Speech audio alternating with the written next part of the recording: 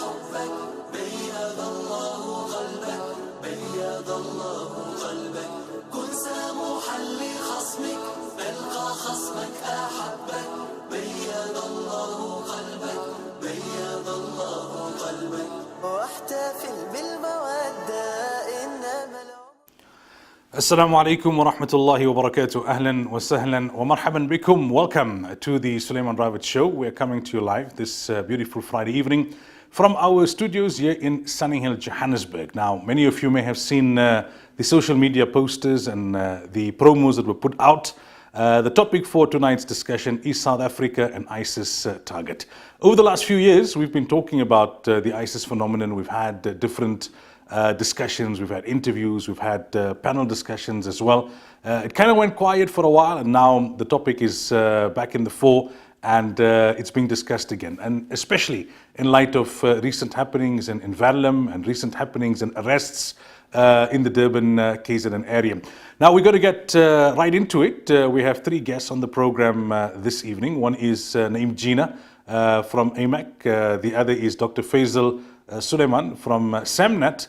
And the third guest will be Sheikh Ishaq Talib, the Secretary General of the Muslim Judicial Council. Naeem Jina is with us in studio. In a while, we will be crossing over to Durban, and we will be joined by Dr. Faisal Sulaimaan.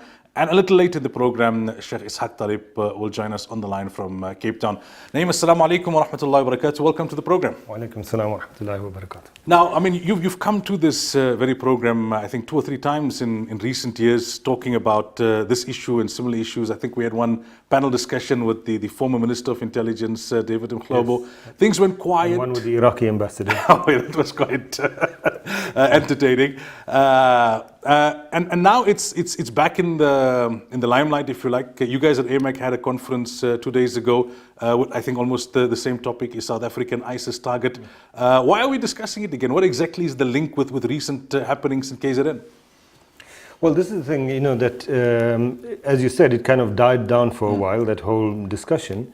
The reason that it has come up again now is in the aftermath of those arrests, the arrest of 19 people, and then I think now there's 11 of them that are still in prison without bail.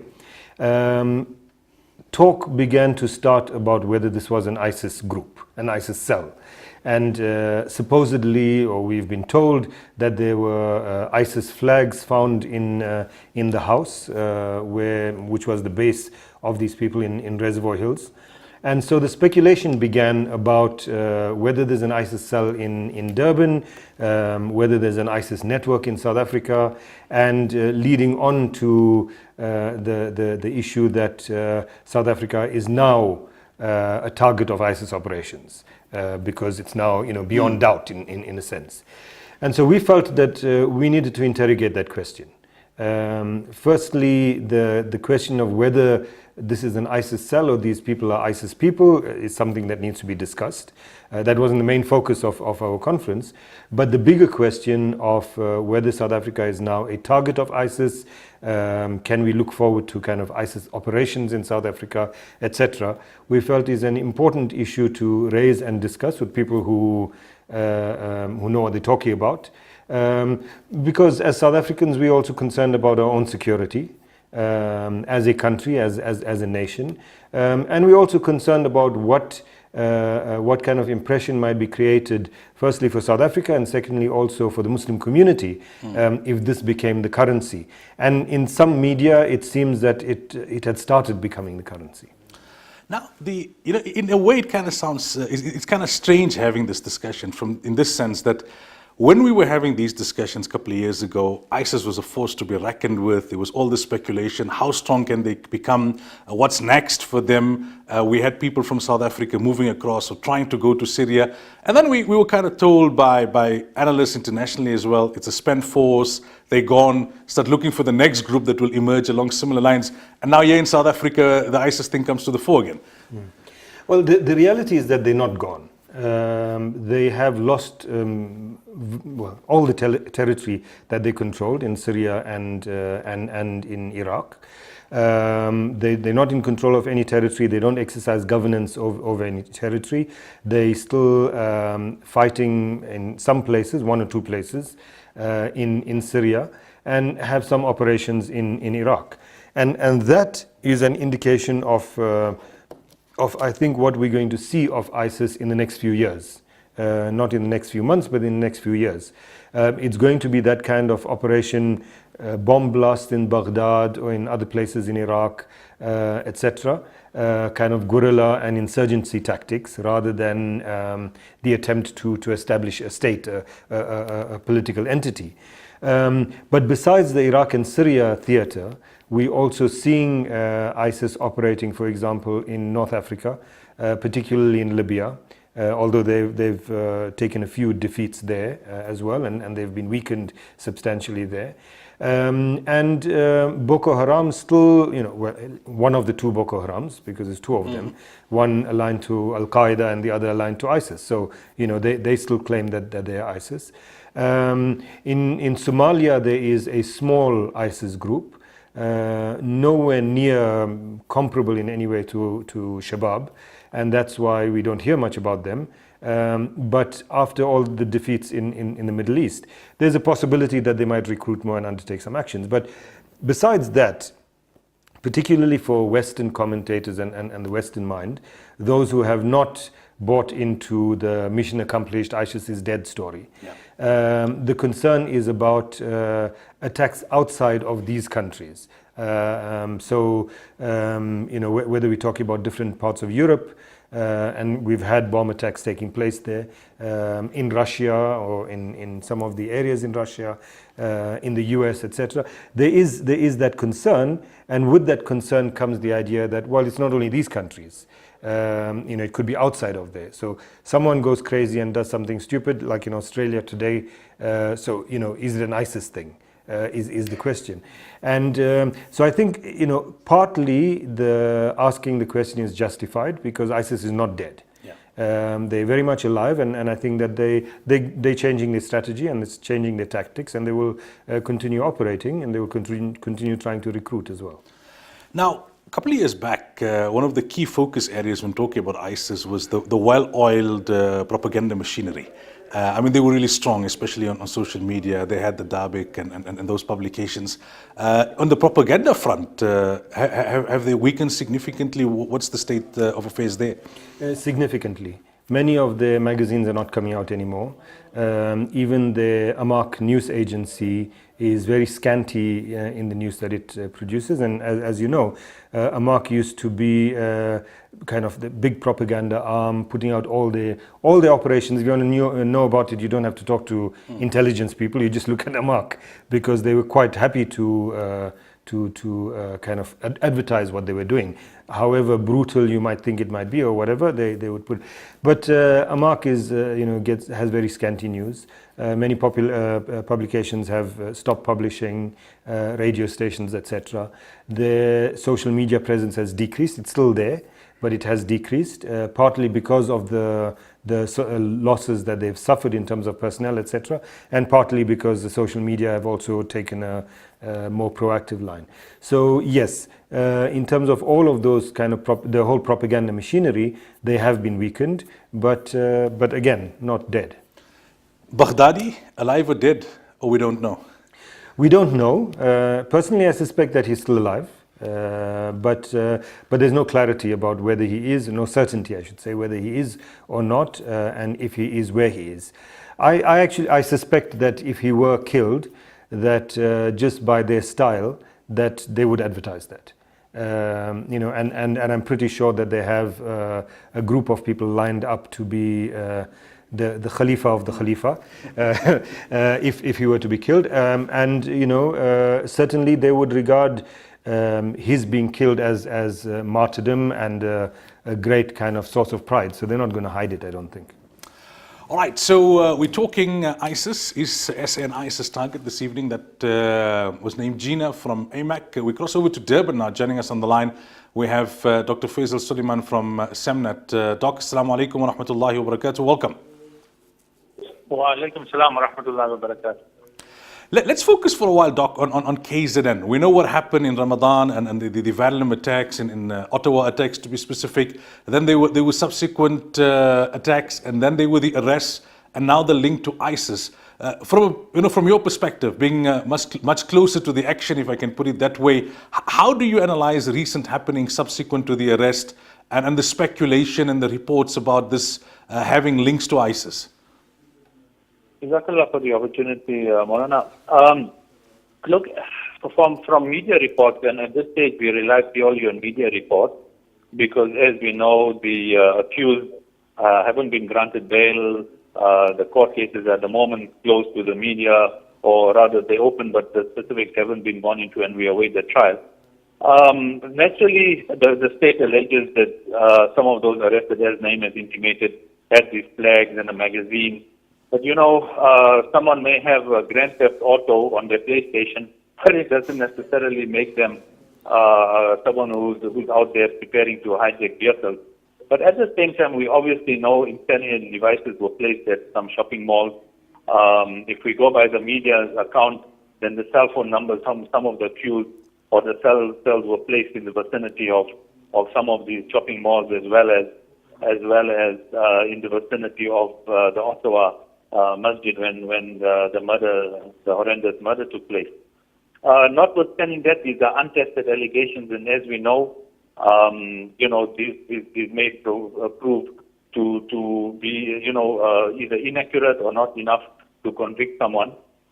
So at the moment, in summary, we've had these horrific acts, particularly the one in the Ottawa mosque. We've had somebody placing incendiary devices, particularly in Woolworth stores. Now, whether that could have been linked to the fact that a few years ago there was a movement by the pro-Palestinian organizations to boycott Woolworth, etc. One really doesn't know, and I hope all of this will come out in the court case. What there is, Moulana, is perhaps the bigger issue is, and we've seen it happen within the Muslim community related to other events, is us looking at, and the other thing, of course, is these attacks did not carry out, obviously, the hallmark of a usual ISIS attack. There were no claims. Some of the devices were quite rudimentary, amateurish. And so in terms of the typical ISIS attacks we've seen in the past, these certainly don't fit that pattern. And whether they are then local homegrown sympathizers of what ISIS supposedly stands for, or they actually align themselves to ISIS, or whether they are foreigners who've come in and brought with them ISIS links and are recruiting, we all at the moment speculating on that. However, Moulana, the question is how, as a Muslim community, we direct the type of anger or sympathy that someone would have to want to join ISIS into a legitimate form of activism, struggle that is both Sharia compliant and, of course, legal. So as a community, one, of course, the ulama bodies, etc., have come out and condemned. More or less, I think I know at Cabinet we released a statement. ISIS first emerged and started killing Christians and beheading people. At that stage already, we started issuing out statements. But what we issue and what often the mainstream media carries are two different things.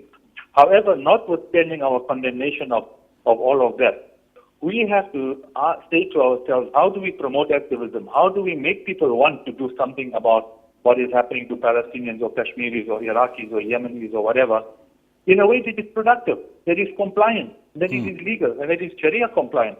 And for us, when you do that and you give people an opportunity to become activists the right way, then if I can use an example, Moulana, just off the top of my head, and I'm sure when Israel carries out those massacres in Palestine, in Gaza, etc., I'm sure the pro-Israeli community here, maybe even the entire Jewish community, is on a heightened sense of awareness of security. They probably develop security. They're more aware that maybe when this is happening, there may be a pro-Palestinian of whatever religious background who, out of anger on whatever, revenge or anything else, may want to put a bomb in a synagogue or kill Jewish people or Israeli supporters or whatever.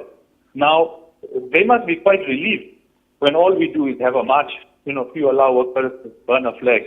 But all of that energy has been channeled into a couple marches. and maybe one or two letters in the media and one or two shows on Muslim media about what Israel does. Yeah. But all of that energy has been channeled away from doing something silly, and we've never had anyone, whether in South Africa or really or any part of the world, go do something like a massacre in a synagogue because they say, oh, this is for what you did in Gaza or Palestine. Now we got to take that and find legitimate ways and encourage our people to become activists, but in the right way. Right. And therefore channel away any sort of sympathy for the stupid the fact that it's un-Islamic and crazy and barbaric, but for the stupid things ISIS does supposedly in the cause of Islam or in the cause of defending the Muslim community, the faith, the Muslim territories or anything like that. And I think for us, other than obviously the need to preach from the Muslim thought leaders, from leadership of the Muslim community in whatever capacity, the sort of things that would want to make someone sympathize or identify because they're angry at what is happening to Muslims somewhere in some part of the world. All right. And I think if we work on that, we've achieved something. Whether it turns out that the people arrested were linked to ISIS, whether they were not, let us be proactive and preemptive in how we address the potential for ISIS to come in here. Okay. It's time for a break. When we come back, inshallah, we continue the discussion both with Naeem Jinnah and Dr. Faisal Sulaimaan.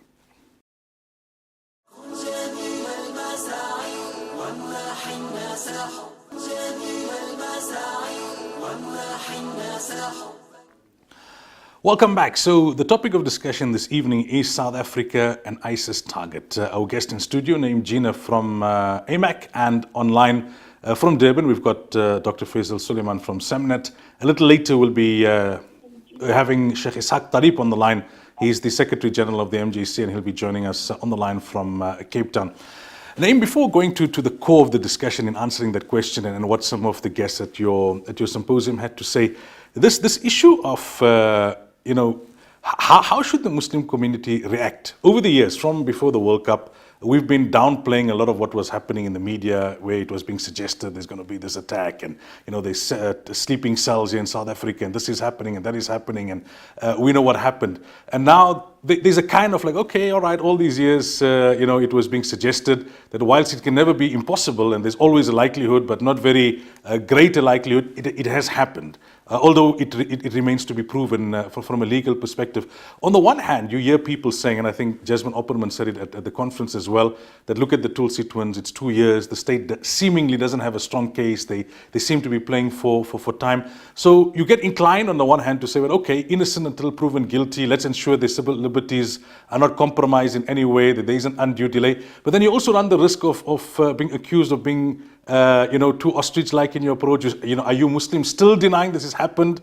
And then there's ISIS links after all of this. Strategically, what's the best way to go about this? Well, I think the best way to go about it is to take advice from the Quran, and that is that we speak the truth and we be honest. So we have two things here. One is the issue of honesty, and the second issue is that of the constitutional rights of people in South Africa. And from both perspectives, in terms of the honesty thing. So look, there's no reason why we should hide the fact that there have been South Africans who have gone to Syria who have joined ISIS, right? Some who have fought with ISIS and some who were killed fighting with ISIS. This is the truth, this is the reality. It doesn't serve anyone's purpose to lie about that. It certainly doesn't serve the purpose of the Muslim community, right? So we honest about it. We accept not accept the responsibility, but we accept what the facts are. And also, I think certainly within the community, we also need to be honest about where ISIS comes from, and its theology. And whether, we hear, as you know, lots of people saying, no, they can't be Muslims. Okay, Muslims wouldn't do things like this. Is that really the truth? Or have there been Muslims who have done things like this? Which is what ISIS claims, of course, right? And they claim that their theology is based on certain interpretations of classical theology. Is that true? That's a discussion that we need to have internally, openly and honestly for all of us. If we don't, then when you obfuscate things, they become more attractive for people who might be looking for what's there. So that's on the one hand. But on the other hand, The constitution that we have and the laws that flow out of it are for the benefit, firstly, of every single South African and for the benefit of South Africa as a nation. And I think those we must ensure are not compromised.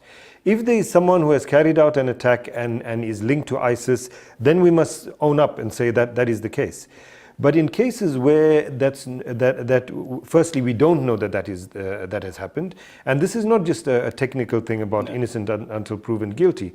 There's actually no evidence being produced, either in the case of the Verulam 11 or in the case of the Tulsi twins. And one useful thing, I say this a lot, and let me say it again.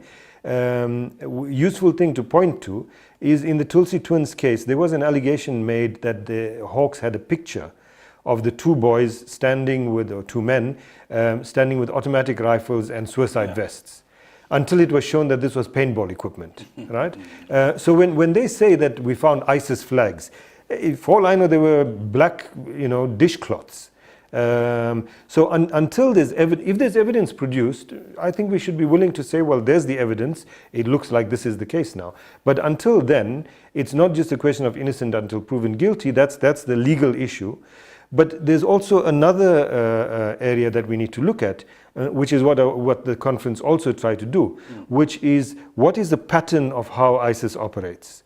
If you say that ISIS is now operating in South Africa, why would that be the case? Look, the people that are in the leadership of ISIS and their followers, and South Africans who have gone there, I don't know any of them that are actually dumb. They're pretty smart. The strategies that you spoke about the media earlier on, but their military strategies, the way in which they took over a town of 2 million people with 700 fighters. Dumb people don't do these things. Not able to. So they operate with certain strategies and tactics. Within that framework, does it make sense that South Africa is a target or not? How has South Africa dealt with these kinds of things, let's say terrorist incidents in the past? How does that relate to what's happening now? When you put all of that together, as I say, in an honest way, and then come to a conclusion about how things stand. At the AMEC conference earlier this week, the guests seem to be suggesting that South Africa is not an ISIS target per se. We're not on the radar. We're not part of their plans, short term or long term. But we're not immune to being influenced by their propaganda, having copycat attempts, lone rangers taking some sort of inspiration or just linking themselves to ISIS. Or even, I think, and this was also spoken about a couple of years ago when the phenomenon just came to the fore, about South Africa because of its borders and that kind of thing, being used as some sort of a safe haven if people need to hide out and get themselves a little bit out of the firing line, so to speak? Yes. So I think it would be fair to say that the conclusion of the conference was that we didn't have any formal kind of conclusions, but from all the speakers and the discussions, I think it would be fair to say that the kind of conclusion was that South Africa is not an ISIS target per se.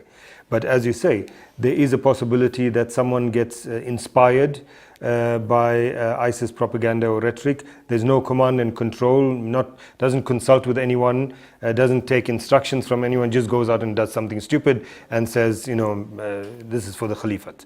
Those kind of things are possible, not only in South Africa, anywhere in the world. It's also, everyone would agree that it's highly or extremely difficult to be able to prevent that kind of thing from happening, right? So those things are there. Recruitment has happened in South Africa. We know that. Recruitment, I think, will continue to take place. Again, we need to deal with these things openly, put them on the table, address them. We don't think that ISIS is targeting South Africa. We don't think Al-Qaeda is targeting South Africa for various reasons. It's not useful for them to do so. But what is happening needs to be addressed and we need to deal with. And the issue, the last issue you raised, look, it's true that South Africa has been used in the past and possibly will be in the future as a place where members of some of these groups can come and lie low for a while. Cooling off, consolidation before they go out. We have good conditions for that. We have communities where people can become invisible. Not saying that communities are complicit or anything, but where that can happen. We have a financial system where money can be moved quite efficiently. We have good communication system, even though our cell phone prices are very high. Data is expensive, but it's there, right? So all of these factors make South Africa a good place. And this has happened in the past, whether we're talking about people from Al-Qaeda, and these are not secrets, or people from Al-Shabaab in Somalia. There was a famous case of that Samantha Luthwaite, who was in Mayfair with a forged ID and all of that. So there have been a number of these. From my experience, and you know that two of the people at our conference, one was former state security, one former crime intelligence. Their view is that in most of these cases, they have had people under surveillance from the time they entered till the time they left. The position of the South African government has been, up to now, that they will not act against such people unless there's plans to disrupt South Africa's security and stability. And so even in those cases, they allow them to come in, do their thing, as long as they have proper visas, etc., and then leave. Dr. Faisal Sulaimaan, if I can bring you in here, would you like to elaborate on this very specific question of South Africa being an ISIS target, and is this being discussed regionally now subsequent to these arrests in the KZN area? Hello? Yes, we can hear you, Doc. You can go ahead. I think, as Naeem has said, we need to be aware, and as you say, we know what has happened in the past and what the potential there is. From my perspective, or our perspective as well, the reason we need to be proactive is because, notwithstanding what can happen, really, there are also the dangers of South Africa being drawn because of either media hype, political or security analysts that get funding from other organizations, or they would like to see us get drawn into the war on terror. So there are so many other factors that come into play. A media that is not always balanced. Our media source is often, even state broadcaster, the source is coming from Fox News or from CNN. It has its inherent bias, and therefore the ability to draw our politicians into hasty decisions in terms of legislation, monitoring, all of that. And from that perspective, as a Muslim community, and for the sake of what is correct Islamically and legally, our best defense, our best strategy, you asked the question, from our perspective, is the proactiveness. Is the fact that we want cooperation with the state in terms of saying, as a community, as a whole, as the leadership of the community, as has been met with the state security ministers, etc., is to oppose this because of all of the reasons that we can speak about. Secondly, it is ISIS is counterproductive for the struggle of Muslims that are under occupation and oppression, etc., etc. And thirdly, because it has the ability to destabilize the country, more importantly, destabilize the South African Muslim community and the way we practice, the way we live our lives, and the implications thereof. And therefore, the need for us to be vigilant on both sides. On the one hand, as I said, to address the issues both at the theological level as well as the sympathies that make people want to align themselves and address those, as I said, provide channels for legitimate activism. And then on the other hand, to be very clear in our media management, in terms of being more proactive, ensuring that the narrative that would like to push us in the direction of joining the war on terror is counterbalanced, and so far, more or less, I think the media has been to some extent, notwithstanding some analysts who've been a little bit, I think, over-enthusiastic to make claims of ISIS and the terror threat to South Africa. More or less, I think we've worked behind the scenes, and the media has been more or less balanced in most of the coverage. But it needs us to be aware and to be active in that regard. All right, shukran, Dr. Faisal, for your time this evening. We really appreciate it. Thank you so much for the opportunity. Assalamu alaikum wa rahmatullahi wa barakatuh. Wa alaikum assalam wa rahmatullahi wa barakatuh. Naim, before we go for the break, I actually listed that as one of the questions that I wanted to ask, and Doc kind of touched on it. I also get this impression that in the mainstream media, there hasn't been that degree of a frenzy or hype than what would have expected subsequent to these arrests and the reports of a link to ISIS. Even from within the Muslim leadership, there hasn't been that kind of, okay, this thing is like all over the show and we need to get organized and start responding, and how we're going to respond. What do you make of it? Is it that our efforts behind the scenes, like Doc is saying, is paying off? Or is it also that the realization is starting to dawn more so now than before amongst many in the mainstream media? Well, I think firstly, yes, the kind of efforts by a number of groups and organizations, SAMNet, for example, Media Review Network, others of such groups, to kind of paint, a more correct picture or more cautionary picture. I think that has paid off. But furthermore, I think that our journalism is a bit different in South Africa. As much as, and I'm very critical of our journalism, but our journalism is not as sensational, for example, as American, for example, but more than that we have a much greater sense of coexistence in our society. And that shows in the journalism. Our journalists are generally not in a great rush to accuse fellow South Africans of doing bad things, unless they know what they're talking about. Yeah. So corruption, Zuma, etc. Fair game. But if you're talking about particular communities, etc., I think there's caution, and it's not caution in a kind of self-censorship sense, but it's caution in a sense that these are our people, and let's not get it wrong. There's also a sense that while in many other, certainly Western countries, you have an attack. Like as I said in Australia today, right? And the kind of broader, particularly white community goes crazy and starts targeting people, etc. In South Africa, it's not, when you talk of Muslims in South Africa, you're not talking about other people. Yeah. So I was, it was after that girl from Cape Town, was almost leaving for Syria and then was stopped and sent back to her family, etc. 16-year-old girl a few years ago. That was the first big story around this issue. And I remember being interviewed on one of the national TV channels. And the guy asked me a question, non-Muslim interviewer, and he said, how do we protect our children from this? Okay, so for him, it wasn't a case of you Muslims, like, what are you doing? Yeah. It was, our children are vulnerable, our children. Yeah. And I think that reflects also in how the media is dealing with it. Having said that, in the few instances where there has been, there's been this attempt to kind of, let's say, look deeper than Verulam, right?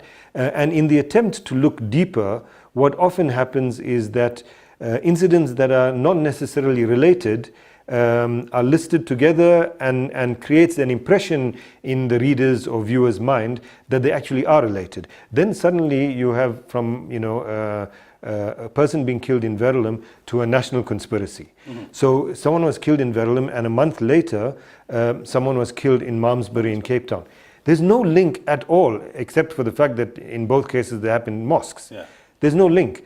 But when you list it like that, that becomes a problem. And I think that sometimes there is that tendency to try and look deeper than the surface, and then you create things that are not there.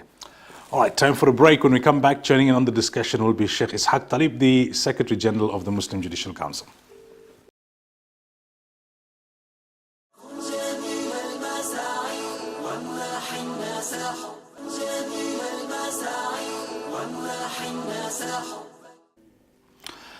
Welcome back. So the topic of discussion this evening on the program is based on the question, is South Africa a target for ISIS? And we're talking about this in light of the recent arrests in KZN and the speculation or the reports that there could be an ISIS link. And we've had in studio from the beginning of the program, Naim Jinam, the director at AMAC, and we also had prior to the break, Dr. Faisal Sulaimaan from SAMNet. We cross over to Cape Town now. Joining us on the line, we have the Secretary General of the Muslim Judicial Council, Sheikh Ishaq Talib. Sheikh, assalamu alaikum wa rahmatullahi wa barakatuh, and welcome to the program.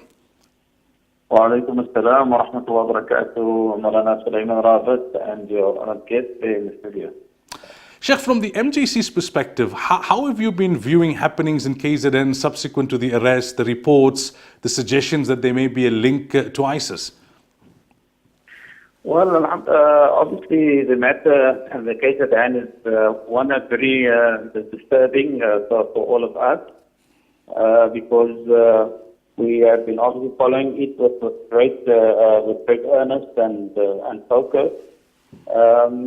But as we have said from the very beginning, that we obviously have been educating our communities, all the ulama in our country, around the issue, and we've been trying to create the necessary awareness with regard to the matter.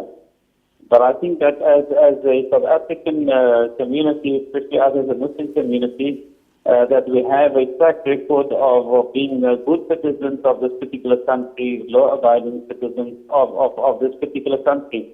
So I think it's important for us to not lose sight of that.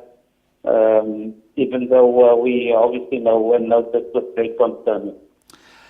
Sheikh, in terms of the efforts within the Muslim community, and we were speaking about this somewhat earlier on, that 2-3 years ago when the ISIS phenomenon came to the fore, when people were moving across to Syria, when we started to realize that to some extent recruitment was taking place, albeit not as widespread as some in the media were suggesting, but it was a problem. There was an intense kind of initiative from within the Muslim community. Let's unpack ISIS, let's look at the arguments they're making, let's give the proper textual context, let's focus on the youth who sometimes seek adventure, who sometimes are more vulnerable because of their link to social media. And naturally these things kind of increase and decrease depending on how hot or less hot the issue is, if I can put it that way. But in the main, do you think that we need to revise our strategy, or are we along the right path? We just need to perhaps intensify and do a little bit more. What are your thoughts in that regard? Well, I think that as scholars and academics and as adults in our societies, it's going to be imperative on us to continuously engage our youth and give them the necessary guidance with regards to these matters. As you know, and as you've indicated, Moulana Sulaimaan, that a lot of our youth, most of our youth have access to social media and the internet and all of this, and they're obviously exposed to all of this and the videos. They see, for example, America's foreign policy, and they form their own opinions, obviously used by the very nature, very opinionated, and all of that. So it's important on us as the adults in the communities, both the ulama as well as our academics, and the thinkers and leaders in our communities to forge a closer relationship with our young people and to give them the necessary guidance, listen to them, but also steer them in the right direction. Naeem, your thoughts on that? I mean, it was a multi-pronged approach. Different people will have different opinions as to how successful it was, but there was the focus on the youth, on education, Muslim media. Yes, we have you on the line, Sheikh. I'm just asking a question to Naeem. How much do we need to change, and how much is working? Well, I think we need to up our game. We need to up our game because you might remember, Moulana, when this thing became an issue within the community and we started talking about it, there were many of us who really didn't understand the issues. And it was clear that those who were being recruited understood the issues much better than many of us, right? Now, we might go one generation later. These days, with technology as we have it, one generation is a few months. One generation later, and let's say a new set of potential recruits, right? We need to be able to deal with that. We need to be able to respond to the arguments that are being put forward. Look, in the South African context, by and large, those who have been recruited particularly to the Islamic State group, have not been like European recruits. They're not going there for adventure, not going there because they're angry at being mistreated by the French government or whatever. In the main, these have been people who have studied and understood what their ideological position is. And I'm not sure that we are, as a community, as a whole, the ordinary family, for example, father and mother, are able to have a conversation with a son, for example, or a daughter, because there have been girls as well, around these issues and contend with them about what it is that they believe in. And I think that we need to up our game in that regard. The arguments that they're making need to be arguments that we discuss, look at what their textual basis is, and look at what the refutations are, and an effort that shouldn't be restricted just to ulama, but should become much more kind of common within the Muslim community through, for example, Muslim media, etc. There's no shame, for example, in on your show taking one, whether here or Radio Islam, taking one issue. So, for example, the issue of that Muslims in this day and age can take slaves and take sex slaves, right? Is that Islamic or not? Now, I know, of course, 99.9% of the viewers here the knee-jerk reaction will be, of course, it's not Islamic. Let's look at what the arguments are. Do one show that deals with that. Then tomorrow, when someone comes up and gives you Quranic verses and a hadith and this and that scholar saying A, B, and C about it, you're able to deal with that. Because if we don't do that, then the slightly less knowledgeable person is more easily swayed. Sheikh Ishaq, in your opinion, what lessons can we learn from what has transpired in the last few years around the ISIS issue here in South Africa? Sorry, Moulana, can you just repeat the question? I say, what would you say are some of the lessons that we as a Muslim community can take out of what has happened within our community around the ISIS issue in recent years? Well, obviously, as Brother Naeem Jinnah has said, and I agree with him fully, that what is required is a re-education of our entire community, and especially the parents of these young people, in order for us to capacitate them to answer the necessary questions that these youth have, and the necessary understanding and interpretations that they have with regards to Quranic text and ahadith. So that they can be engaged and these particular questions be answered. I also believe that in terms of how even scholars or ulama are educated and orientated, that we have to have a relook at how this happens and some of these contemporary issues and how some of these ayat and ahadith that they cite as the proofs for what they are doing and for basically underpinning their ideology. How do we actually deconstruct that? And how do we refute that? All right. So that's going to be imperative, inshallah. Inshallah. Sheikh Ishaq, shukran so much for your time this evening. We really appreciate it. It's my pleasure, Moulana. Jazakumullah khairan for having me on the program. Assalamu alaikum wa rahmatullahi wa barakatuh. Wa alaikum assalam wa rahmatullahi wa barakatuh. Yes, Naeem, you wanted to come in there? Yeah, if I can just add one more point. I mean, we both Sheikh Ishaq and I spoke about kind of the internal dimension around this. There's also an important external dimension. One we mentioned early on, kind of dealing with the media and putting across the correct information, etc. But another very important part that we've learned over the past few years is how whatever you want to call them, leadership, representatives, or whatever from the Muslim community, engage with the government, and particularly with those arms of government that deal with security. Now, for many of us, for both of us sitting here at least, the notion of engaging with state security is a very uncomfortable one, and I think for very good reason. Intelligence services all around the world, whether in the Muslim world or outside the Muslim world, haven't been, let's say, the kindest of people to human rights, etc. But in this particular case, when the ISIS story broke in South Africa, the approach came not from us as a community to government. The approach came to us from the Minister of State Security to say, look, this is happening. You've had recruits. They now, some of them are being sent back, and you have a role to play to address this. If you don't, well, that's up to you, but I think that you do. And he said, as you know, that he's willing to attend any meeting, speak at any function that we want, but at the heart of it, and you remember his kind of cliched slogan was persuasion, not prosecution. Yeah. meaning that the way that you deal with this is not by taking people, interrogating them, taking them to court, etc., but by within the Muslim community dealing with the ideological issues. So my point is that approach was made from their side. At the time, from the Muslim community, it was taken up. I think that should be an ongoing engagement, not only on this issue, but on a number of issues related to the community. And I think that engagement can only make the efforts in general of the Muslim community stronger. And there's so much more we could have discussed, but time has run out on us. But shukran once again for joining us on the program. Assalamu alaikum wa rahmatullah. We'll leave you there, viewers, for this week. We go into a commercial break, and that would conclude the program. Until next time, inshallah. Assalamu alaikum wa rahmatullahi wa barakatuh.